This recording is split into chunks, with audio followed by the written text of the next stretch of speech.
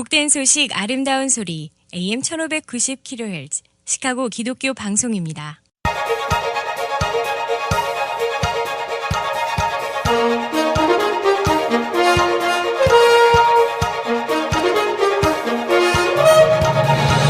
김정일 해설위원의 시사 해설. 세상을 넓게 봅니다. 삶의 지평이 넓어집니다.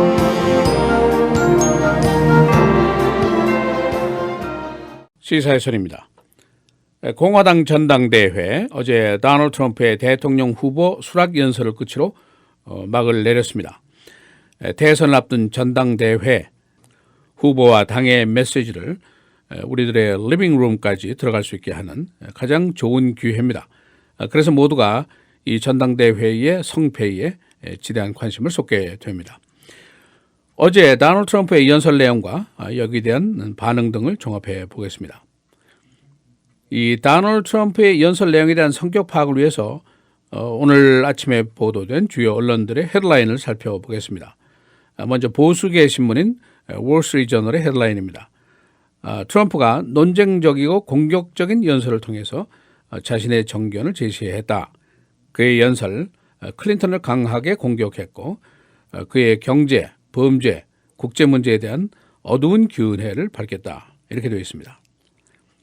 여기에 반해서 진보계 신문인 뉴욕타임스, 트럼프가 법과 질서를 약속했고 미국의 어두운 면을 크게 제시했다. 이런 제목을 달고 있습니다.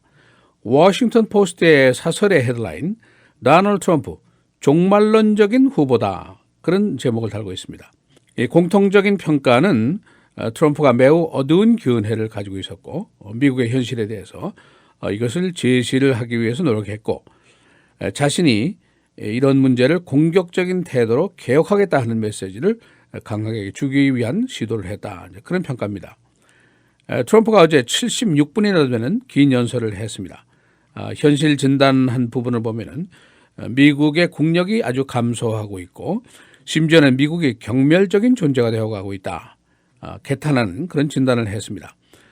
지금 우리 전당대회는 우리나라의 위기의 순간에 진행이 되고 있다. 이렇게 역설을 했습니다.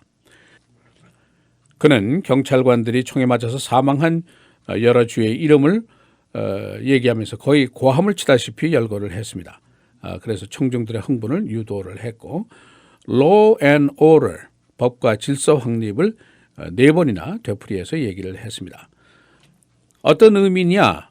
정치평론가들의 의견을 종합하면은 공화당이 30년에 걸친 그 낙관과 희망의 메시지가 있는데 이런 스타일에서 트럼프가 바꿨다. 급선회를 해서 60년대 혼란의 시대의 메시지로 돌아가는 느낌을 받았다. 그런 분석들을 하고 있습니다. 그의 범죄와 이민과 테러에 대한 강경 정책, 강경 주장을 계속해서 되풀이했습니다. 다시 말하면 보수적인 견해를 가진 불만과 분노를 가진 층에 대한 자극요법을 시도했다. 이제 그런 해석입니다.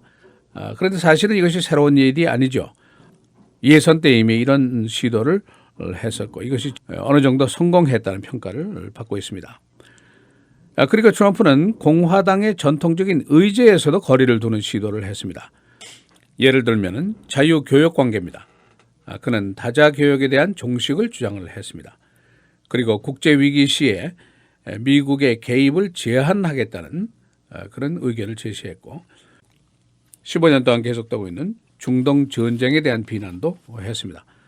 즉 공화당의 마지막 대통령인 조지 부시를 공격하는 대목이었습니다.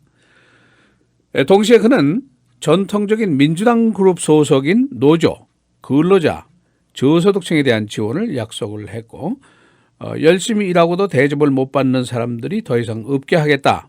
I am your voice. 이런 약속을 했습니다. 또 역시 공화당답지 않게 동성애자 그룹에 대한 보호도 약속을 했습니다. 그들이 받는 혐오 감정으로 비롯된 폭력 또 억압의 피해에서 그대들을 보호하겠다 하는 공화당 의제와는 많이 다른 그런 약속을 했습니다. 그러나 트럼프는 어제 여성, 히스패닉, 흑인 등 소수계에 대한 그의 그 약속은 거의 하지를 않았습니다. 그의 선동적인 발언 때문에 등을 돌리고 있는 그룹들인데 여기에 대한 새로운 제시는 거의 하지를 않았습니다. 대신에 트럼프는 많은 시간을 할애해서 불법 이민, 불법 시민, 그리고 아이시스와 시리아 난민 등 국가 안보를 위협하는 데에 대해서 언급을 했습니다. 트럼프가 멕시코 국경 장벽을 쌓는다 하는 공약을 되풀이할 때 청중들로부터 Build a wall, build a wall 이런 구호를 외치는 소리를 듣게 됐고, 힐러리 클린턴을 공격할 때는 청중들로부터 Lock her up, 그녀를 감옥에 보내라 하는 외침을 들었습니다. 트럼프는 국제정책에 대해서 언급하면서 미국이 안전하지 않고 세계가 안정되지 않았다고 주장을 하면서 이는 바로 힐러리 클린턴을 국무장관을 시킨 오바마 대통령의 결정 때문이라고 반박을 했습니다. 그러면서 클린턴은 죽음, 파괴, 테러, 취약의 업적을 남겼다고 공격을 했습니다. 트럼프의 불안 심리 자극 방법이라든가 분노 그룹으로부터의 그 지지를 끌어내기 위한 전략들, 이것은 이미 예선에서 확인이 된 겁니다.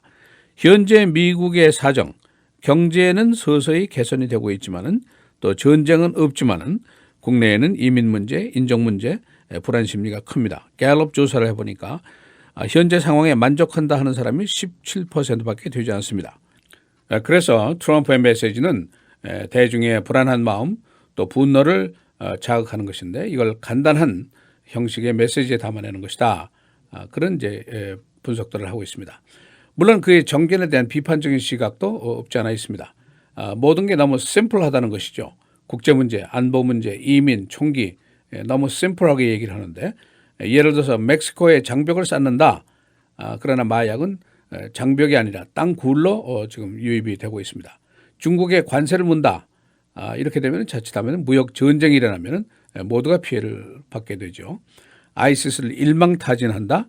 전략적으로 사실은 불가능한 일입니다. 또 모슬렘 입국을 금지시킨다. 테러와의 전쟁에 막대한 지장을 초래할 수도 있다.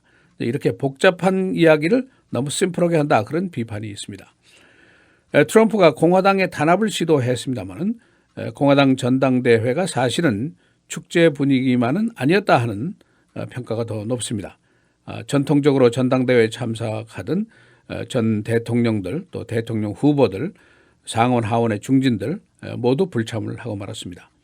특히 테드 크루즈가 끝끝내 도널드 트럼프를 지지하지 않았고 존 케이식 오하이오 주지사 호스트주의 거버너인데도 불구하고 전당대회에 참석을 거부했습니다.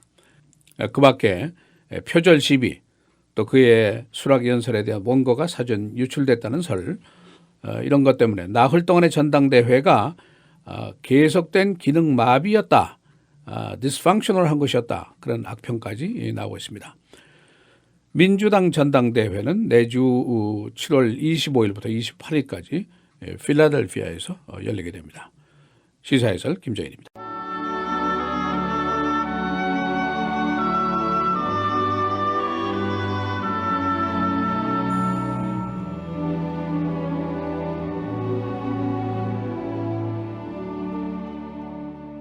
인자가 온 것은 잃어버린 자를 찾아 구원하려 함이니라.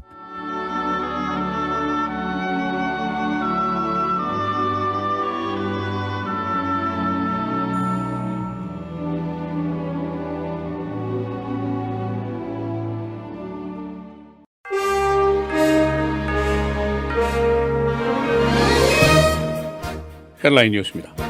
공화당 전당대회 어제 도널드 트럼프의 대통령 후보 수락 연설을 끝으로 막을 내렸습니다. 트럼프는 어제 미국의 어두운 현실을 제시하고 자신이 이를 해결할 수 있는 강력한 지도자라는 점을 주장했습니다. 민주당 전당대회는 내주 월요일부터 목요일까지 필라델피아에서 실시됩니다. 힐러리 클린턴의 부통령 후보 결정이 임박했습니다. 클린턴 측은 오늘 부통령 후보가 발표될 것으로 예상하고 있습니다. 클린턴은 내일 부통령 후보와 마이애미에 첫 모습을 나타낼 계획입니다. NBA는 2017년 올스타 게임을 노스캐롤라이나로부터 옮기기로 결정했습니다. 이는 노스캐롤라이나 성전환자에 대한 차별법 때문입니다. NBA는 내주에 새 장소를 발표할 예정입니다. 미국 기업 내 중국인 주요 고위직이 증가하고 있습니다. 중국의 미국 기업에 대한 매입과 투자 증가 때문입니다. 중국은 금년에 미국에 290억 달러를 투자해서 120개 기업에 대한 경영권 영향력을 높였습니다. 아메리칸 에어라인 승객들이 어제 활주로에서 갑작스런 대피 소동을 빚었습니다. 기체에서 연료가 누출됐기 때문입니다. 승객들은 비상 슬라이드를 타고 기체에서 탈출했습니다. 이 항공기는 팜스프링에서 필라델피아로 떠날 예정이었습니다. NBA가 경기를 페이스북 채널을 통해서 중계합니다. 오늘 시작하는 프리올림픽 게임 중계, 모두 9게임입니다. 중계는 텔레비전과 함께 동시에 진행됩니다. 도널드 트럼프가 어제 연설에서 시카고의 총격 사건에 대해서 개탄했습니다. 트럼프는 오바마 대통령의 홈타운인 시카고에서 금년에만 2,000건의 총격 사건이 벌어졌고 오바마 대통령 8년 재임 기간 동안 4,000명이 사망했다고 비난했습니다. 시카고 경찰관이 순찰 중에 괴한의 총에 맞아서 중상을 입었습니다. 바이크 순찰 중이던 이 경찰관은 어제 프레이어 디스트릭트 순찰에서 괴한의 총에 맞았습니다. 가해자는 경찰의 총에 맞아서 사망했습니다. 시 법무관실 개혁위원회는 약 50개 조항의 개혁안을 시카고시에 제출했습니다. 독립적인 이 조사위원회는 시 경찰 업무와 관련된 법무관실의 잘못 여부를 조사해왔습니다. 더위주의보가 오늘 오후 7시까지 계속됩니다. 오늘 맑고 흐리고 한때 비 92도, 내일 맑고 흐리고 92도, 주일 맑고 흐리고 비 94도, 월요일 맑고 흐리고 87도, 화요일 맑고 85도입니다.